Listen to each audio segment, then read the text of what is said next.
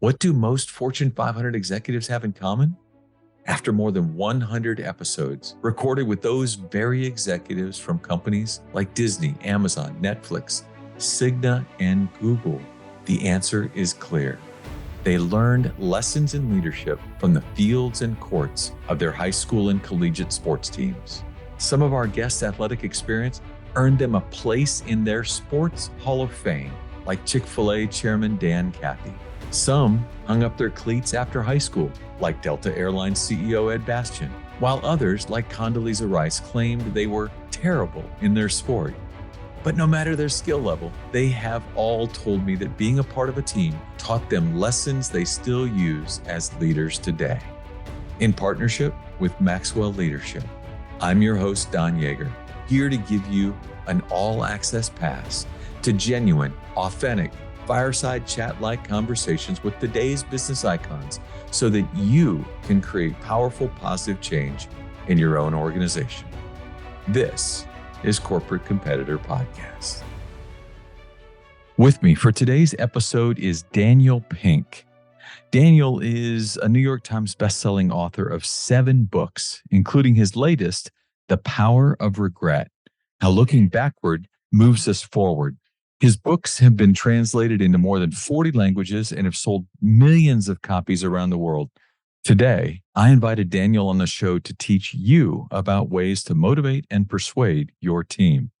And remember to download our bonus resource with fill-in-the-blank notes and reflection questions on corporatecompetitorpodcast.com/162.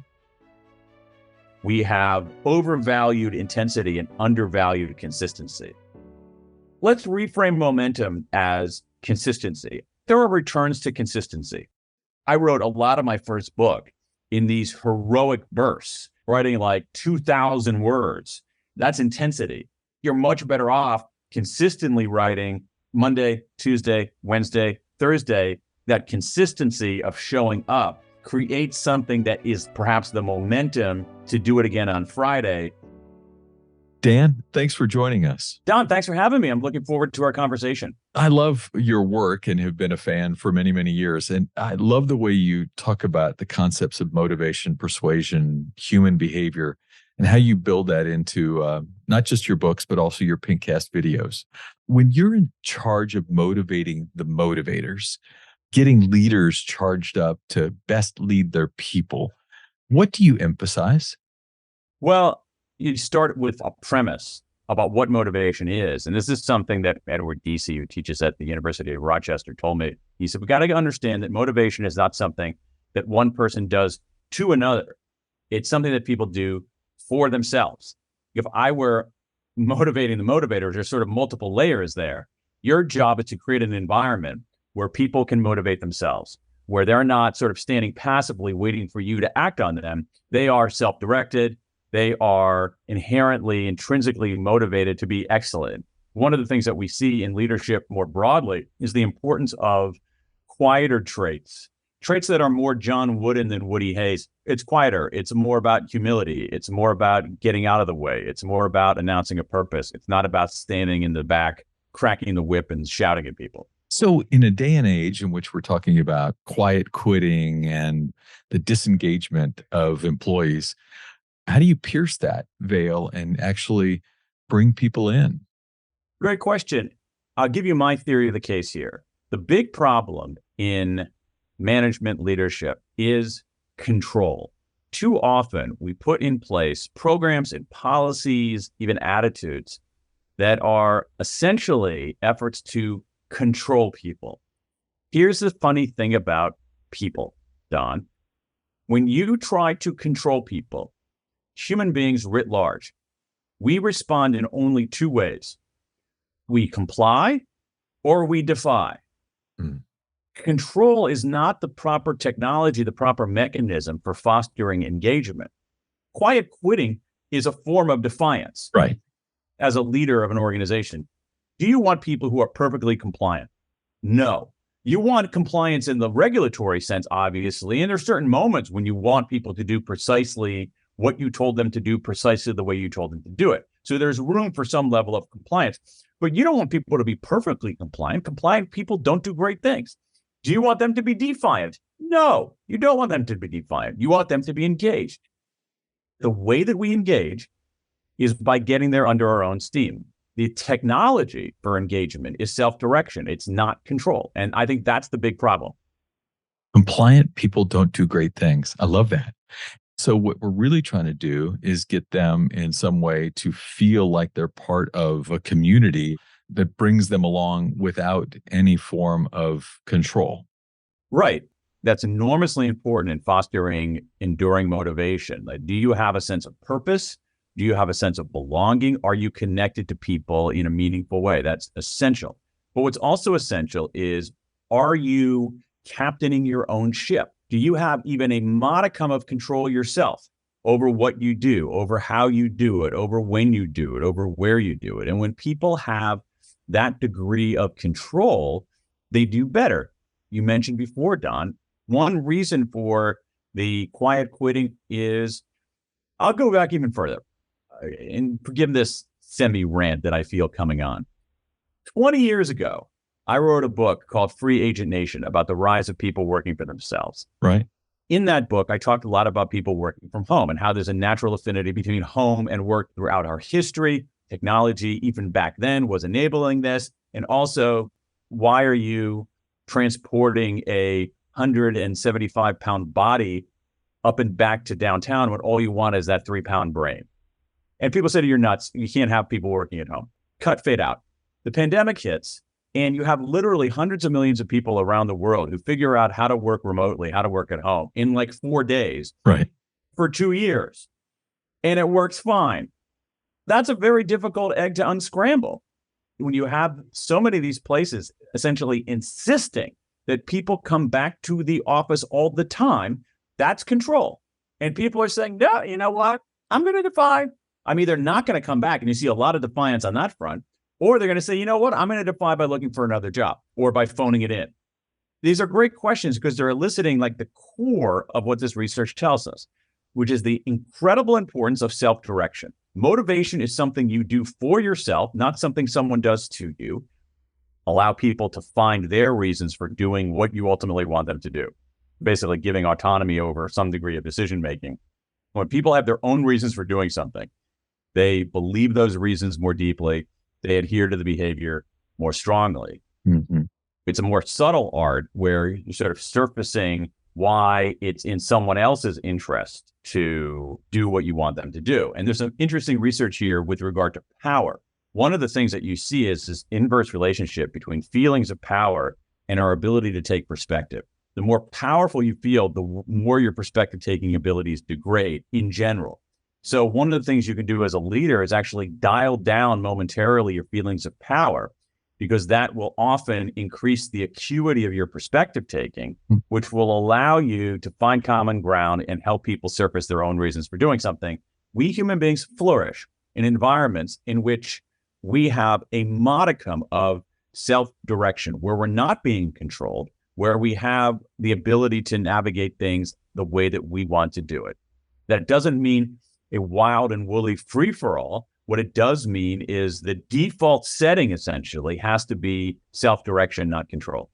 Does it surprise you that even some of the great business leaders of today, Mark Benioff of Salesforce and others, people that by and large, most of us have looked at and thought of as pretty cutting edge, good leader, invested in their community, all these other things, are some of the leading voices in this form of control? I like Mark Benioff. I think he's a good leader. I think he's built a pretty incredible company. And yet, sometimes we revert to old behaviors and we rely on muscle memory about what leadership is that is out of tune with the times. Mark started Salesforce at least 20 years ago. Yeah. Even 2003 is a different world than 2023. It's different. You can't rely on a 20-year-old playbook. The world is different. Even Bill Belichick will change. Let's not go crazy. He doesn't change clothes. No. But he does change his offense. This is why I wanted to come on your show, is that my wife allows me only one sports metaphor a day. But here I feel like I'm in a free-for-all. That's right. I'm just going to go wild on the sports analogies here. But I think it's an interesting thing is the NFL, more than any other professional sport, changes its rules a lot. It took baseball 40 years to realize that it was slow and boring and it needed to have something like a pitch clock. Yeah. 40 years of agony getting there. NFL changes its rules all the time. You can say the rules have changed, but I'm going to still rely on the same playbook that I was using 20 years ago. No, the point of this tortured metaphor here, that might have been an okay instinct 20 years ago, but now it's actually a harmful instinct. The world has changed significantly, and you see it in so many different aspects of organizational life. You see it in the technology that's available to us. When the employee is armed with technology of 2023, that's a fundamentally, qualitatively different kind of technology than existed in 2003. We also have, I think, sort of healthy and more enlightened views about identity and diversity and inclusion. And that's a pretty fundamental change. We have some pretty fundamentally different notions about how people should be treated inside of firms. And those are essentially rule changes, societal rule changes. Go for it. Use your outdated playbook. Go become an NBA coach and say, you know what? I know we allow 3-pointers now, but I'm still going to run the same offense I was running when there weren't 3-pointers. Good luck. Right. So you said that no matter what you do, you're in sales. That's a quote that you say regularly. And you point out that we're all persuading all the time. What are some other ways that you encourage leaders you're coaching on how to persuade others to move in a direction? Focus less on persuading and more on just making it easy for people to act. I worked in politics at the Labor Department, which is in charge of regulating some of the retirement plans. And the Labor Department and other branches of the federal governments were alarmed, understandably, about the fact that people would go into a company, they'd be offered a 401k with a match. And people said, no, thank you. It's so irrational. What do we do about this? The first step was to say, retirement savings is important. You got to save for retirement. Don't be left out, basically persuading, trying to change their minds. The breakthrough was when they passed a regulation that allowed companies to opt people in as the default. You're immediately signed up. Now you have freedom, you have autonomy, you can opt out. It's your choice. We're not coercing you to do anything, but we'll check the box for you. 401k savings soared. I like to refer to that as building an off-ramp. If you want someone to do something, ask yourself, before anything else, have I made it as easy as possible for this person to do what I want them to do? I love that. What a great lesson. You also talked about mimicking people's language makes a difference. Waiters and waitresses who repeated orders back to customers word for word earn 70% more tips. Is that a helpful way to draw people into action? It is a helpful way to draw people into action. No question about it. It's something that we do naturally. There's a huge amount of research on this topic. And what it shows is that human beings are natural mimickers. When we engage with another person, we unconsciously mirror their gestures and their facial expression and their posture and their language. And being slightly more conscious of that is effective. It makes you a better listener. It makes you a more empathic partner. This is really important for people who are in technical specialties, technologists or people in technology sales, certain kinds of high-level medical professionals. A lot of times the people they're talking with will use imperfect language. They'll use the language of civilians rather than the language of experts. Experts don't like that. They're often using their own specialized lingo, and that actually can create a pretty significant disconnect. Right. So if you have somebody who uses imperfect language, they refer to a part as a thingamajig, or they confuse certain medical procedures, you can say, yeah, I get you. That thingamajig is actually really important. It's called a bobbity-ba, and it has this function. Just do something like that, rather than say, oh, the thermonuclear sprocket, it is, I have no idea. I don't think there is anything called a thermonuclear sprocket. You had me. It sounds actually quite terrifying and dangerous, but you get the idea. Sensibly mirroring people's language, especially when there's a disconnect in expertise, can be really useful in building affinity, establishing empathy.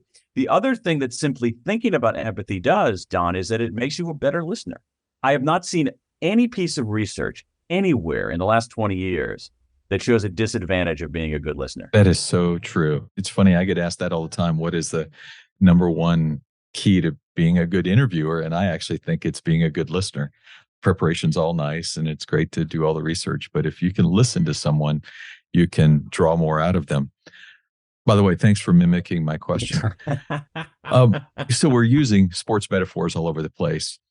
Many of us are motivated by sports, and you were no different in your young life. You played a lot of team sports back in Bexley, Ohio. Indeed. Just outside of Columbus. What do you remember about sports, athletics, and competition that maybe shaped you in some way? A moment where young Dan experienced something in that world that you still think of today? Yeah. I'm not sure the young version of me necessarily understood. Looking back, I learned a couple of pretty profound things, and they might be different from the more kind of standard menu of things that you learn from sports. With athletics, there are differences in innate ability among people. There's no question about that. For whatever reason, I am not on the higher end of that distribution of athletic talent. And for someone growing up in a sports-rich environment, that can be very frustrating. When you are not the very best player there at all, what can you contribute? You can still do something. You might not be the very best hitter, so you're batting lower in the lineup. You might not be starting on the basketball team, but there are things that you can do to contribute in your way. Mm-hmm. Among the sports that I played in when I was growing up was a lot of pickup sports, not organized sports. At the park. No adults involved. I was talking to my brother about it literally this weekend. This kid who lived on our street went on to play D3 football at a small school in Ohio, Wittenberg University. Pretty good school. Yeah, it's an excellent academic school, but he said the reason that he became such a good football player was that for years, and this is not an exaggeration, for years, my brother, me, and the kid who lived across the street from us, we would play 2-on-2 touch football in the street literally every day after school for hours. Our friend is saying, like, you got so many reps. Right. Playing in a street, the out of bounds where the sidewalk, you had to actually have very good footing because you could actually hop the curb a little bit and run in the patch between the curb and the sidewalk. If you were the quarterback, you had to think about where the people's feet were so they wouldn't fall when you're trying to trick plays. So you end up thinking about these things. The other thing that I think is even more important than that is that we mediated all our disputes. And believe me, we had a lot of disputes. We had to figure it out. Was that out of bounds? What down is it? We didn't have adults coming in and saying, okay, here's what we're doing now. We had to mediate it ourselves. And I think that was vital. Oh, yeah. In how do you get along? How do you get things done? Where do you compromise? Where do you not compromise? Think about pickup basketball. Pickup basketball is a remarkable setting for social cooperation. There are implicit rules, but there's no rule book saying what you have to do, whose turn is it next, how often you pass. Do you respect the call? Exactly. Yeah. There's certain kinds of settings. You have to be able to go there and figure it out. Is this a setting where a tiny slap on the wrist is a foul? Probably not. There are places where like a giant hack is not a foul either. So there's something kind of glorious in pickup sports and what it teaches us about human cooperation. Right. As I explain this to you, I'm realizing how important it really was to me. What's more is how much it connects to what we were talking about earlier, Don, which is the importance of self-direction. Right. You mentioned that you really grew to understand maybe a little later in life, maybe as an adult, why those experiences proved to be of value to you as you would grow and mature. Is there any particular reason why you don't think we catch these things younger? Yeah, that's a good question. I don't know. I mean, part of it is because you're 11 and you're just trying to get through the day. 7th grade, I tried out for the basketball team. There happened to be a very good basketball program in my school. I made the first cut. I did not make the second cut. After the second cut, the coach, my math teacher, asked me if I wanted to keep the stats because he knew I was very good at math. All right. And 12-year-old might not be mature enough to realize what this coach, his name was Mr. Bailey, was doing. But an adult version of me says, wow, Mr. Bailey was actually trying to be kind because he knew that basketball was meaningful to me. he needed to be fair to everybody else and not put me on the team because I wasn't one of the best players, but he knew that I could contribute in another way and that I wanted to be around basketball. And so what I perceived initially as kind of a diss might have been a really genuine act of kindness. He wanted you to stay a part of the team. Right. I love it. For those of us who spend our lifetime kind of learning lessons, teaching them to other people, sometimes the hardest place to teach them is at home. I read a fascinating story about you in which you have a family acronym, #HAHU. Even at home, you're trying to work your knowledge on getting others to follow motivation. Okay, so this is a little bit embarrassing, and my family thinks I'm a nut for a whole host of reasons, including that. I played a long game, so over time, that acronym has gone from a source of momentary derision to a source of enduring affection and respect to the point where they now use it. There you go. We have 3 kids, and we always traveled with our kids, but traveling with 3 little kids is cumbersome. So what I tried to do is come up with an acronym to do that. And so like when you're traveling, you have to hustle. Okay. You don't walk slowly to an airport gate. You hustle there. Anticipate. That's the thing that drove me crazy. You have to think about what's going to happen next. So our kids who grew up in a house for years would be in an elevator, reach the bottom floor, the doors would open, and they wouldn't do anything. They'd stand there. And I'm like, you can pretty well anticipate that the doors are going to open and you walk out. That's what you do in elevators. So that's the A in Habu. And then heads up, it's just like, be aware of your surroundings. Like you're not the only one here. So don't swing your backpack around and slug somebody. Watch where you're going and that sort of thing. And so I stuck with that approach to things. That's so great. And the heads up part is actually even harder today. My kids are 13 and 14, and heads up gets even more difficult when they have their head down as they're looking at some video. Great point. But motivation isn't just something you talk about as you sit in your office, a garage behind your house with a real bookshelf behind you. Yes. You tell yourself every day that you must write to a specific word count. It's interesting because I kind of have a different philosophy, but I'd love to hear yours. Okay. So it came from frustration. It came from not getting work done because I was waiting until I was in the mood to write, which was essentially never. If you never write, you're never going to produce anything. That's a problem. So I decided to try this technique. It's not novel. It's not fresh. It's like a lot of people do it. And I needed that rigidity. Rigidity was not imposed by somebody else. It was self-created and self-enforced. Right. So I calibrated, depending on where I am, at the very least 500-600 words a day. The way to do that was to remove all distractions, not bring my phone with me into an office, and have that be the very first thing that I did each day. There's some days where, I knock it out by 10 o'clock.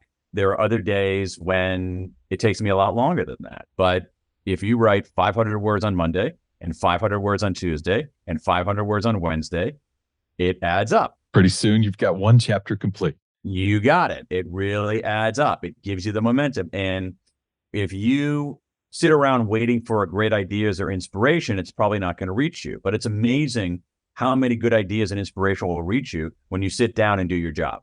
That's it. Now, what do you do when you're not feeling it? Yeah. Tough. You suffer.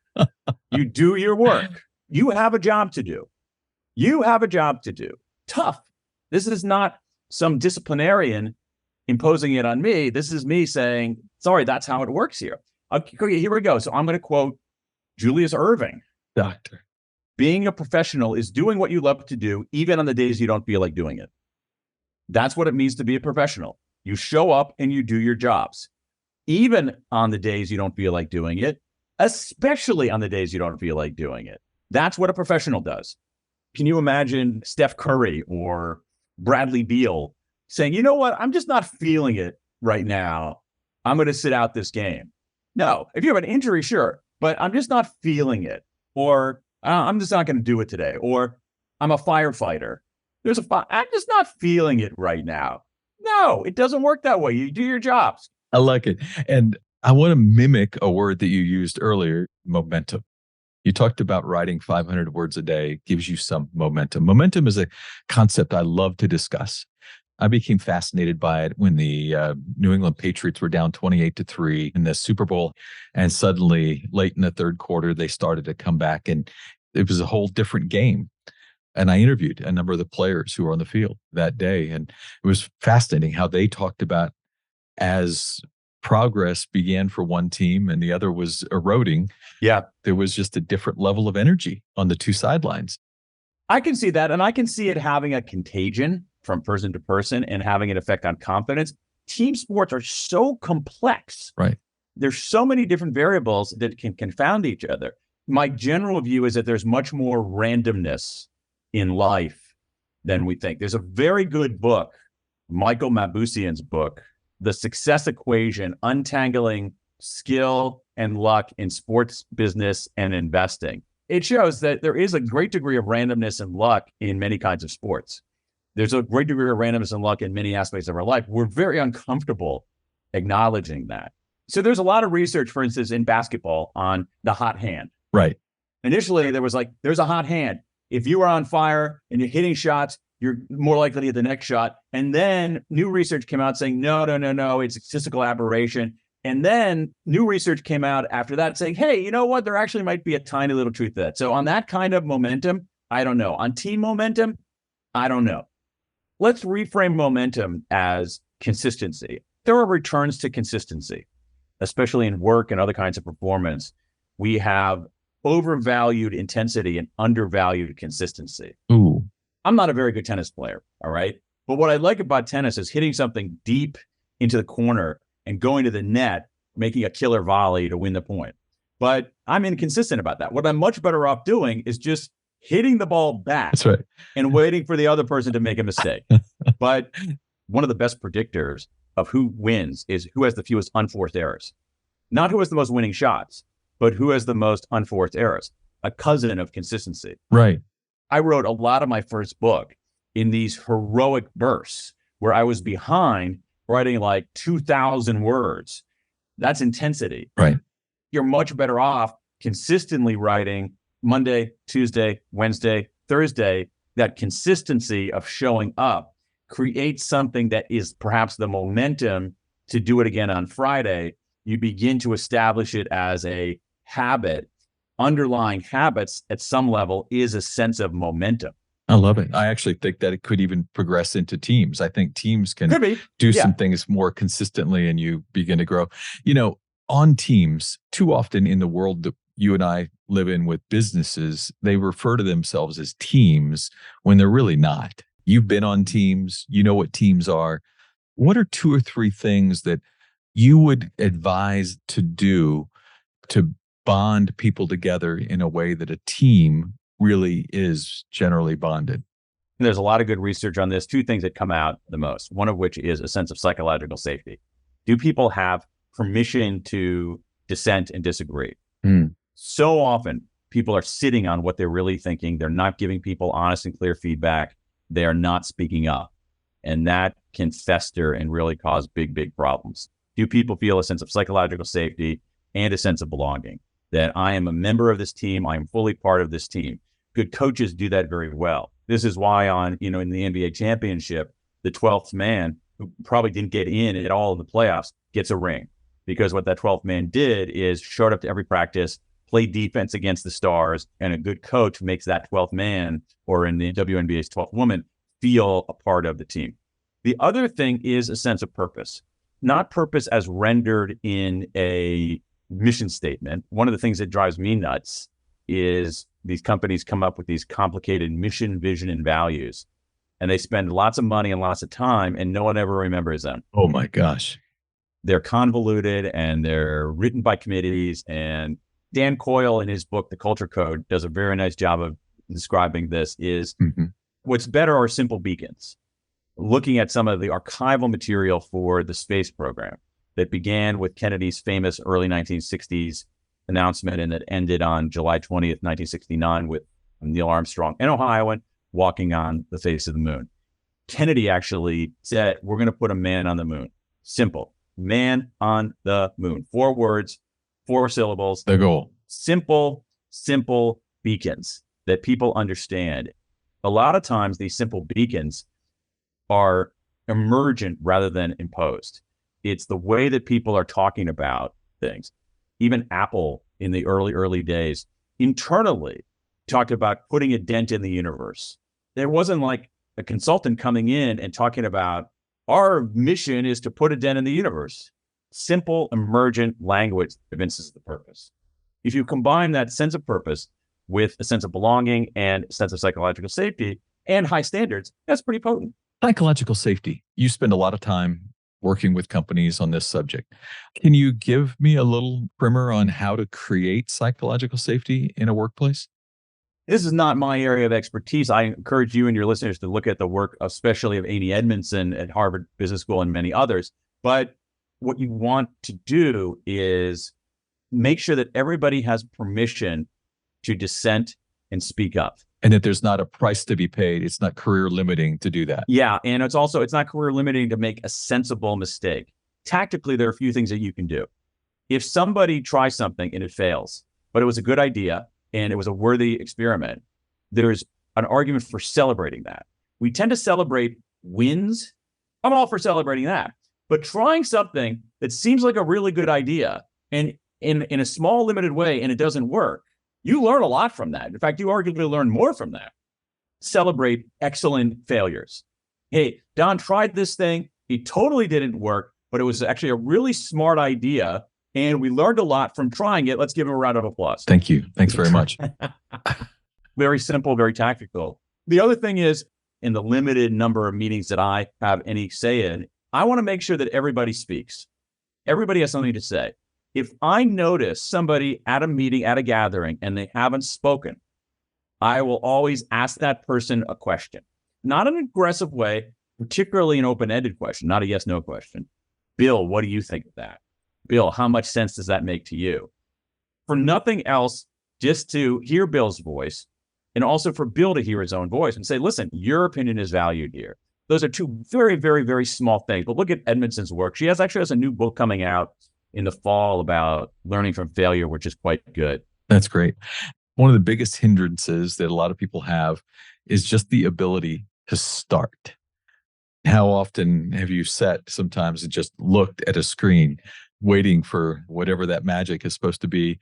You say that it's probably best to start in the morning. What are some other tips for getting off to a truly good start, or maybe the most productive start on a project? So I wrote a book called When about the science of timing. Our brain power changes over the course of a day, and we do better at certain kinds of tasks at different times of day. Finding that kind of synchrony is somewhat complicated because it's based on what's called your chronotype, which is your natural propensity for when you get tired, when you wake up, when you're most alert, et cetera, et cetera. Certain kinds of intellectual tasks benefit from certain mental states. Getting started, okay? Forget about time of day for now. Here we go. Here are some things that I have to edit. I don't want to do it. Mm-mm. It's a pain. I know that one of them is not my stuff. I'm helping somebody else. I know that one of them is not going to be very good and it's going to take me a long time and it's going to be a pain. So you know what you do? Mm-mm. 5, 4, 3, 2, 1. And then you start. Okay. Pick this up, say 5, 4, 3, 2, 1, and then you start. It's amazing. So that doesn't work all the time, but the other one is a technique that I like called J5M. J5M. Just 5 minutes. I'm going to edit this, but I'm only going to spend 5 minutes on it. You might just get 5 minutes, but that's 5 minutes more than you got before. But a lot of times you might get going. Right. The other one, which I rely on all the time, is the Pomodoro technique. A lot of your listeners probably know this. Pomodoro is, forgive my bad pronunciation, is Italian for tomato. And it comes from these old-fashioned kitchen timers that were in the shape of a tomato. You twist the dial on this timer and it goes, one of those kinds of old-fashioned timers. People started sort of using them and set it for whatever, 20 minutes, 25 minutes. Listen, I'm just going to work during this one segment. Do that. 5, 4, 3, 2, 1, a little cheesy. You can trick yourself every once in a while. J5M, surprisingly effective. Pomodoro, essential. Dan, I want to first off thank you for a lifetime of wisdom sharing using sporting analogies. What a pleasure. I really enjoyed it. Those who want to follow you better, what should they do? Best move is to go to my website, danpink.com. I have an email newsletter. That's usually a pretty good way to do it. I'm experimenting a lot over the last few years with short videos that I call Pinkcast. Now I've been producing some even shorter TikToks with my friends at the Washington Post. Those are some ways to do that too. Well, we're going to put all of that in the show notes. Dan Pink, what a gift. Thanks for joining us as a corporate competitor today. Thank you for having me, and thank you for licensing me to use as many sports metaphors as I want in this hour in which I am exempt from that ordinary rule.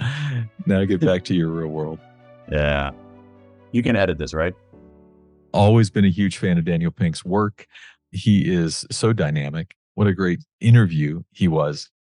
3 of my best takeaways. Number 1, in so many organizations right now, the overarching need for control felt by leaders has led to disintegration of employee engagement. Somewhere in here, that's what employees are really asking for today. It's just a little bit of control into their own world. Our understanding of that's going to be really important. Secondly, he talked about being a professional, doing what you need to do even when you aren't feeling it. The way that he actually generates content for his books, writes every day, even when he's not feeling it. Tough. Totally agree with him. And then finally, consistency. We overvalue intensity and undervalue consistency way too often. If you're working to do what you need to do on a daily basis, on a regular basis, the returns on consistency are enormous. I want to thank our good friend Stan Moss from Poland Capital for helping make this opportunity possible to learn from Daniel Pink. What a great day it was. And I hope you leave today a greater corporate competitor. If you could share one habit, one thing you've done consistently that allowed you to separate yourself from your competitors, what would it be? In my 30-year career, 2,500 of the greatest athletes, coaches, and leaders answered that question for me. This is Don Yeager, who did that article I was telling you about. Don, Dave Sims with Coach K. How you doing? Hey, Don. How you doing, my man? Great, sir. What they gave to me is what I'm giving to you in my online course, Journey to Greatness. Through engaging storytelling and on-demand videos, you will learn the 16 habits that will jumpstart your personal growth. I will instruct you on how to apply these winning characteristics to your life through custom workbook exercises. We are slashing the price for our podcast listeners. Lifetime access to Journey to Greatness is normally $399, but for our podcast listeners, it will be $49 with the code podcast at checkout. Click the banner on corporatecompetitorpodcast.com to enroll.